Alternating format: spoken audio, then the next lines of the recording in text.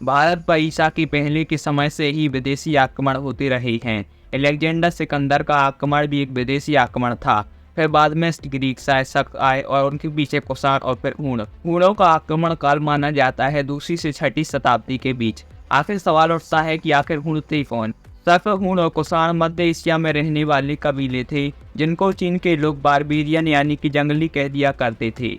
यह मैदानों का उपयोग चारागाह के रूप में करते थे, लेकिन जब इनकी संख्या में बढ़ोतरी हुई तो इन्होंने यूरोप और पूर्वी एशिया यानी कि चीन और भारत की ओर पलायन किया। इन इलाकों में अच्छे मैदान, नदियां और वातावरण था, जिससे ईसा की 6वीं से लेकर 1ली शताब्दी तक सब हूणों कुषाणों का भारत पर शासन रहा। भारत पर जिन हूणों ने आक्रमण किया था उनका नाम था कीदराइट हूण। यह कोई एक प्रकार की जनजाति नहीं थी। जब भारत पर कीदराइट हूण ने आक्रमण किया तो यूरोप पर इनकी दूसरी जनजाति ने आक्रमण किया। कीदराइट हूण के बाद भारत में हेप्थलाइट हूण आए, फिर एल्कन हूण आए और फिर लास्ट में आए नीजक हूण। 6वीं शताब्दी में बराहमिहिर व्रत संहिता में सफेद हूणों का जिक्र करते हैं, वहीं उत्तर भारत में भाई हरे हूणों का जिक्र करते हैं, जिससे पता चलता है कि एक ही समय भारत में हूणों के अलग अलग कबीले रहे। अगला सवाल कि भारत पर हूणों ने आक्रमण कैसे किया। आपको पहले बताया था कि भारत में पहले कीदराइट हूण आए और बाद में एल्कन हूण। कश्मीरी इतिहासकार कल्हण ने राजतरंगिणी में जिक्र किया है कि हूणों का एक राजा था जिसका नाम था तुंजीना। कल्हण ने तुंजीना को एक और नाम से बुलाया है, श्रेष्ठसेन तुंजीना। इसी ने उत्तर भारत में एल्कन हूणों का साम्राज्य खड़ा किया था। इन्हीं एल्कन हूणों के अगले राजा का नाम था तोरमाड़। तोरमाड़ ने 5वीं शताब्दी तक भारत के एक बड़े भूभाग पर अपना शासन जमा लिया था, जिसका सबूत मध्य प्रदेश के विदिशा में मिले एक शिलालेख से मिलता है, जिसमें हूणों के राजा तोरमाड़ को महाराजाधिराज की उपाधि से नवाजा गया है, जिससे पता चलता है कि हूण भारत में कितने अंदर तक घुस आए थे। साल 1974 में गुजरात के दाहोद जिले में मिली थी कुछ कॉपर प्लेट्स, जिसमें तोरमाड़ ने कैसे मालवा और गुजरात को जीता इसका जिक्र है। तोरमाड़ के बाद हूणों का राजा बना मेहरकुल। मेहरकुल तोरमाड़ का बेटा था, जिसे हूणों का सबसे शक्तिशाली राजा बताया गया है।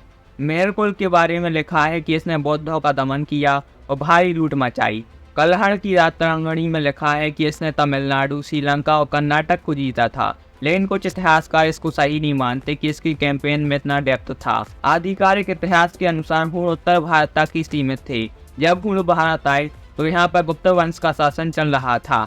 हूणों के आक्रमण के चलते गुप्त साम्राज्य सीमित होता गया। एक समय ऐसा आया कि गुप्त साम्राज्य हूणों को टैक्स देने लगी, लेकिन 6वीं शताब्दी में हूणों को पहली बार हार का सामना करना पड़ा। 6वीं शताब्दी में मालवा पर ओलिकर वंश का शासन था, जिनके राजा थे प्रकाश धर्मन, जिन्होंने हूणों को पंजाब तक खदेड़ दिया था और राजा तोरमाड़ को हराया था।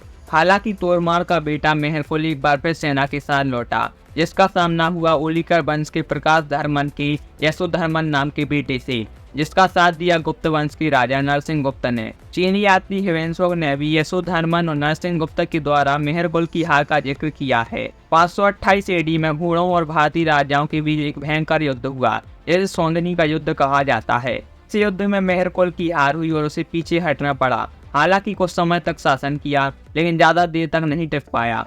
कश्मीरी इतिहासकार कल्हण लिखते हैं, जिसके आने से धरती कांप उठती थी, उस मेहरकुल का शरीर अनेक रोगों से ग्रस्त हो गया और उसने स्वयं को आग की लपटों में भस्म कर लिया। मेहरकुल के बारे में खास बात यह है कि था तो वह हूण, लेकिन उसने भारतीय परंपरा में अपने आप को रचा बसा लिया था। वह शैव धर्म का अनुयायी था, जिसके सिक्कों पर नंदी की आकृति बनी हुई थी। बौद्ध ग्रंथों में इसको क्रूर शासक बताया गया है, जिसने अनेक बौद्ध विहारों को नष्ट कराया था। मेहरकुल के बाद उसका छोटा भाई प्रवरसेन राजा बनता है।